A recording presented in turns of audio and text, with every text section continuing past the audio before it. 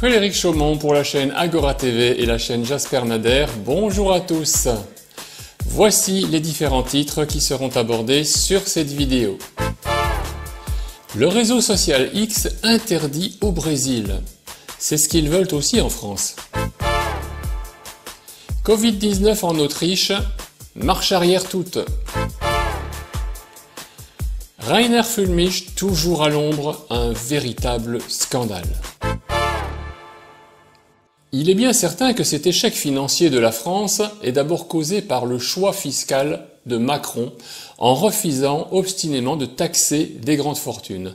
En outre, au lieu de dynamiser l'activité des entreprises, il détruit méthodiquement toutes celles-ci ou bien il les vend au rabais à l'étranger, en plus de mettre le système agricole à genoux et donc là aussi il s'active à détruire les forces vives de la France. On pourrait naïvement penser que Macron fait tout ce qu'il peut pour sortir le pays de l'ornière, mais pas du tout. Il fait réellement ce qu'il faut pour mettre le pays en perdition vers la solution qui se profile de plus en plus clairement, la mise sous tutelle de la France. Dans cette problématique, il n'y a pas la moindre équivoque, pas le moindre doute. Le dictateur veut nous donner à l'Union européenne sans nous laisser la moindre chance. L'austérité absolue, c'est malheureusement tout ce qu'il y a au programme. Son programme. Le réseau social X interdit au Brésil. Malheureusement, on censure toute une population sur ce réseau sous prétexte de sécurité, des motifs à la noix. C'est évidemment scandaleux de présumer que tout échange sur ce réseau par des citoyens brésiliens est dangereux pour la sécurité du pays. Un journaliste bien courageux, Michael Schellenberger, dénonce publiquement, face caméra, le scandale qui est en train de se passer. Un reportage de Public News. Salut tout le monde, c'est Mike Schellenberger pour Public. Demain, je m'envole pour Sao Paulo, au Brésil, pour participer à un rassemblement pour la liberté d'expression samedi, jour de l'indépendance. Après cela, je me rendrai à Brasilia pour rencontrer les législateurs pro-liberté d'expression. Je n'ai rien fait d'illégal et je ne ferai rien d'illégal. Donc il y a probablement peu de chances que je sois arrêté pour avoir publié les fichiers Twitter au Brésil. En interdisant X, le juge de la Cour suprême Alexandre Moraes a déjà sapé la position du Brésil aux yeux de la communauté internationale. Si c'était lui ou le président Lula qui ordonnait mon arrestation à l'aéroport, l'incident attirerait encore plus l'attention sur la répression de la liberté d'expression et de la dissidence par le gouvernement. Mais le gouvernement brésilien n'a guère hésité à arrêter des journalistes indépendants pour des choses qu'ils ont publiées dans le passé. En février, le gouvernement brésilien a arrêté un journaliste citoyen portugais, Sergio Tavares, à l'aéroport de Sao Paulo.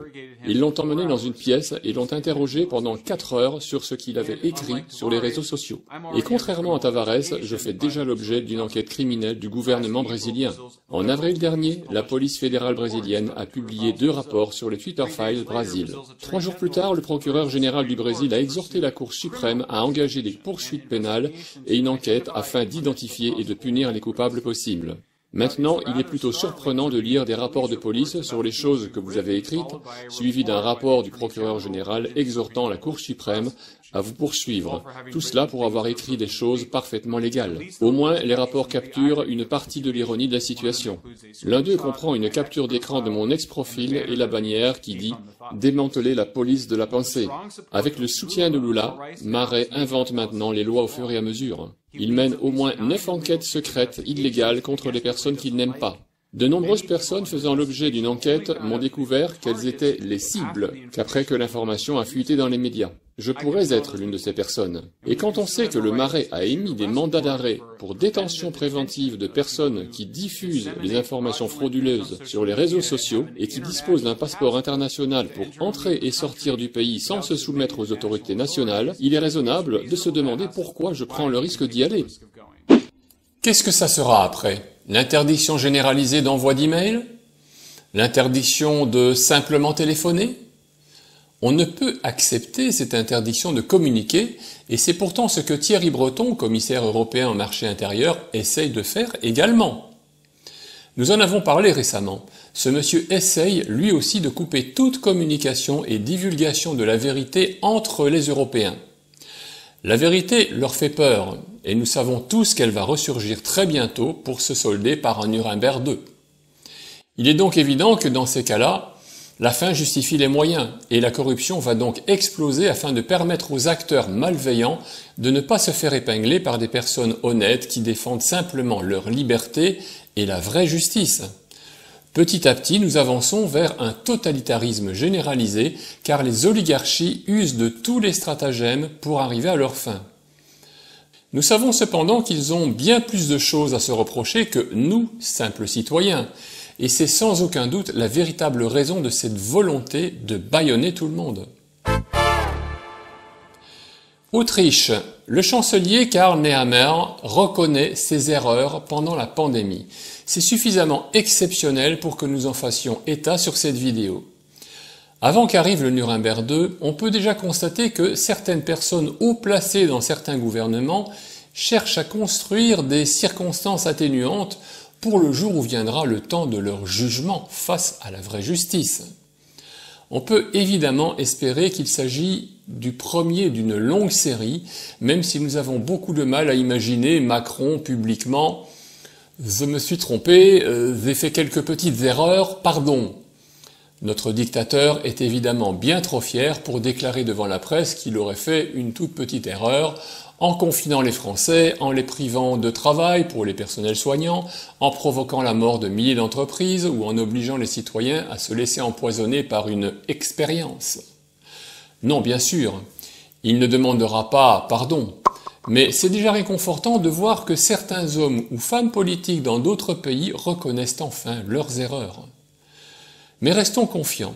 Ils y passeront tous, et moins il en restera, et plus ils se sentiront acculés et contraints de faire amende honorable. Information de notre ami Pierre Barnérias. Nous allons faire un petit tour d'horizon de tout ce qui s'est passé depuis 2020 au début de la pandémie, et nous sommes un peu comme dans un mauvais film de science-fiction. Écoutez attentivement. Je suis spécialisée en liberté d'expression, je sais combien parfois c'est difficile de mettre le curseur, mais ce film-là, c'est une bombe atomique complotiste. Notre capacité à changer notre ADN, à changer nos chromosomes va être totalement illimitée et à coût très bas dans les décennies qui viennent. Ce film n'est pas de l'ordre du débat. Mais où vous mettez la limite, madame? Expliquez-moi où est la limite. Ça va de la remise en cause de la dangerosité du virus. Et si le virus a été créé, ça n'a pas été fait pour tuer des gens. Ce n'est pas un virus très efficace. Mais je pense que la peur, elle, a été créée. Que le Covid-19 est une manipulation politique avec la complicité des médias, entre autres. Et on vous vaccinera de force. Moi, je vous ferai emmener par 2 policiers au centre de vaccination. Je crois que vous vous mettez en danger en vous solidarisant parce que vous permettez que je maîtrise aussi la situation de mise en danger que nous avons, la liberté aussi qui nous est encore ce n'est pas l'ordre de la liberté d'expression, ça c'est une bombe complotiste. Donc on ne considère pas que ça relève de la liberté d'expression. Est-ce que vos collègues ont le droit d'y répondre quand même, ou alors ce sujet est clos parce que vous avez décidé de le clore? Cette révolution du vivant, c'est la bombe atomique du XXIe siècle. Jedes Kind ist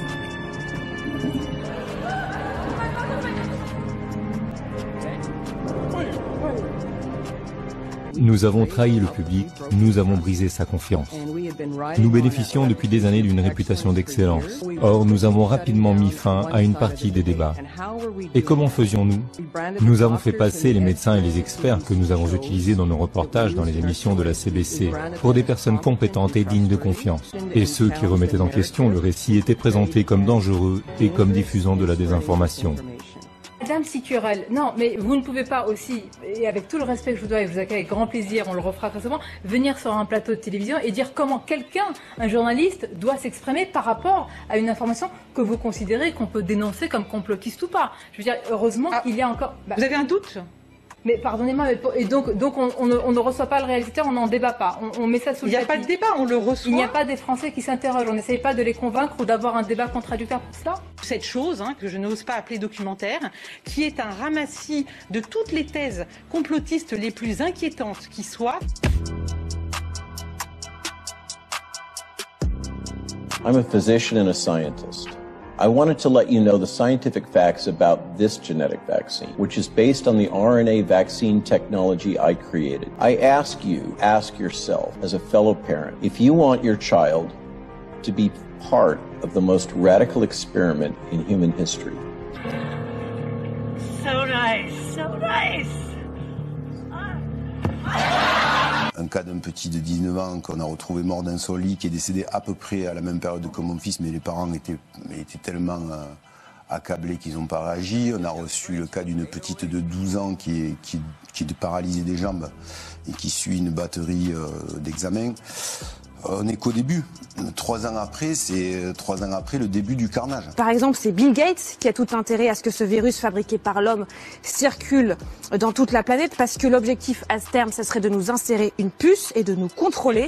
Je pense que dans quelques décennies, lorsque les gens regarderont en arrière, ce qu'ils retiendront de la crise du Covid, c'est que c'était le moment où tout est devenu numérique. En fait, ce film est un résumé, selon moi, de toutes les théories du complot, fake news, fausses informations. Donc là, vous êtes en train de dire que Sheng Linchi, qui a arrêté sa démonstration à la séquence 675, si elle avait prolongé, elle savait pertinemment que 5 petites séquences d'aminoacides plus loin, il y avait cette fameuse séquence qu'elle s'est gardée de montrer et qui donne là la preuve d'un gain de fonction qui, lui, ne peut être que d'origine, on va dire, humaine. Ça s'apparente vraiment à un travail de génie génétique.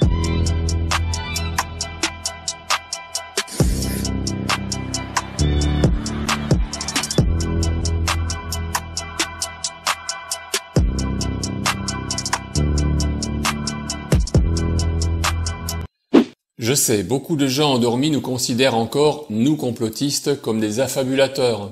Et pourtant nous faisons le maximum pour vous apporter les preuves qui, pour la plupart, sont imparables. Mais nous pensons que la tendance va très vite s'inverser. En tout cas, je vais revenir sur un de nos alliés qui continue à payer très cher la défense de nos libertés, c'est Rainer Füllmich. C'est une information repérée par Silvano Trotta. Le gouvernement allemand a recours à des méthodes odieuses, impensables, contre l'avocat qui est toujours enfermé dans les ténèbres de sa cellule. Est-il un terroriste, un poseur de bombes, semant la mort dans la destruction? Non, rien de tout cela. Seul son crime présumé est celui d'avoir détourné une somme de 700 000 €, reste à ce jour non prouvé. Est-ce une raison pour le condamner à des conditions de détention d'une cruauté sans nom qui s'étire depuis près d'une année? Absolument pas. Et pourtant, la déshumanisation se produit et se poursuit implacablement. Mais ce n'est pas tout. La tragédie atteint son apogée lorsqu'on apprend que la mère de Rainer Füllmich s'est éteinte lundi matin. Cet homme, qui n'a jamais été jugé coupable, avait demandé à voir une dernière fois sa mère mourante, bien sûr. Une demande simple, un dernier adieu entre un fils et sa mère. Mais même ce moment d'humanité lui a été arraché. Les autorités pénitentiaires lui ont accordé ce droit à un prix inhumain. Il devait se présenter auprès de sa mère enchaîné, pieds et poings liés, sous la surveillance glaçante de gardes armés. Face à cette humiliation insupportable, Füllmich a refusé. Comme le rapporte la journaliste Jamila Lapère, il a préféré épargner à sa mère cette ultime épreuve. Ainsi, jusqu'au bout, il a été privé du dernier geste d'amour, d'humanité face à la barbarie institutionnelle. La justice qui se dessine ici n'a rien de juste. Elle ressemble davantage à une ombre implacable, détruisant tout sur son passage.